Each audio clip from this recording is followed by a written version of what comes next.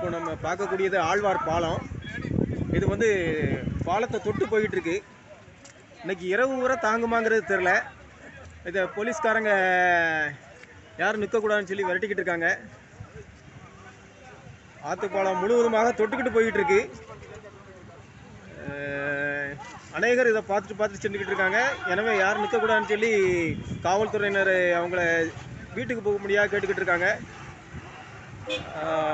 ரொம்ப பயமாக இருக்குது. எல்லாருமே இந்த ஏரியாவில் இருக்க ஆழ்வாரில் இருக்கக்கூடிய எல்லாருமே மிகவும் அச்சத்துடன் காணப்பட்டுக்கிட்டு இருக்காங்க.